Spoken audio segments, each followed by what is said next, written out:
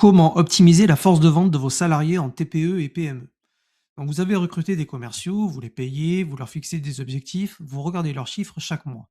Et pourtant, vous avez le sentiment tenace qu'ils pourraient faire mieux.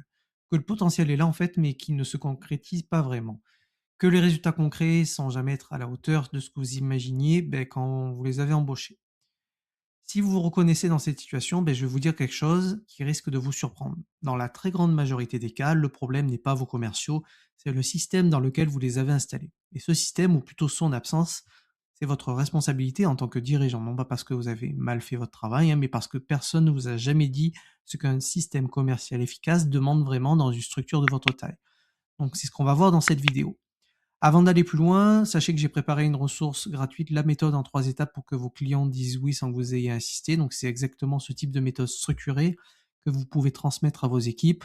C'est immédiatement disponible en bas de la vidéo dans la description. On en reparle à la fin.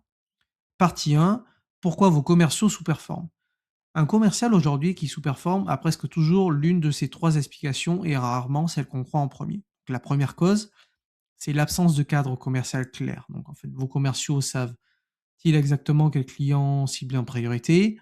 Ont-ils un processus de vente défini? Pas un script rigide, mais plutôt une structure claire qui les guide de la prise de contact jusqu'à la signature? Et dans beaucoup de TPE et PME, la réponse honnête est non. Chaque commercial fait à sa façon, avec ses propres réflexes, ses propres forces et ses propres angles morts en fait. Et sans cadre commun, impossible d'identifier ce qui fonctionne, de le reproduire ou de corriger ce qui bloque. La deuxième cause, ça va être le manque de feedback structuré. Donc, vos commerciaux savent-ils précisément pourquoi ils ont perdu leurs 3 derniers deals? Donc sans le pourquoi, rien ne change vraiment. La troisième cause, c'est l'absence de montée en compétences continue. On recrute un commercial, on lui explique le produit, on lui donne un objectif et on s'attend à ce qu'il performe. Mais la vente, c'est une compétence qui est vivante. Donc un commercial laissé seul avec ses habitudes pendant 2 ans ne progresse pas, il se sclérose en fait. Partie 2, les 3 leviers qui changent réellement la donne. Donc le premier levier, c'est de construire un processus de vente commun.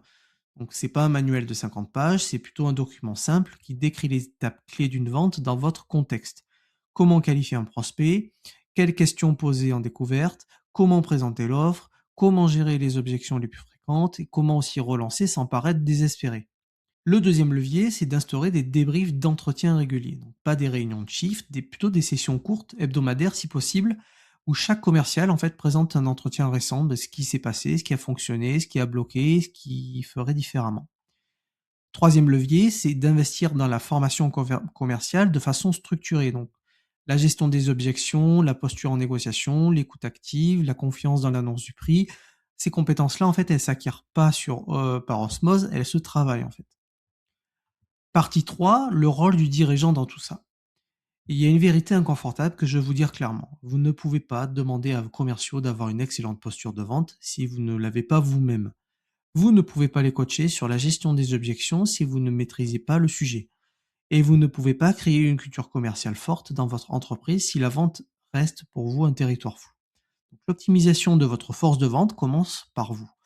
Pas parce que vous devez tout faire, hein, non, j'ai pas dit ça, mais parce que vous devez comprendre ce que vous demandez à vos équipes, être capable de le démontrer et incarner vous-même les standards que vous attendez d'eux. Donc en conclusion de cette vidéo, optimiser la force de vente d'une TPE-PME, c'est pas une question de recrutement miracle ni de motivation par les primes.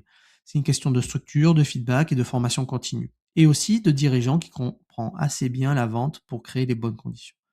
Donc ce travail-là, il est à votre portée, mais certes, il demande de la méthode, un peu de temps et la décision de traiter en fait la compétence commerciale de votre organisation avec le même sérieux que votre gestion financière ou votre stratégie produit.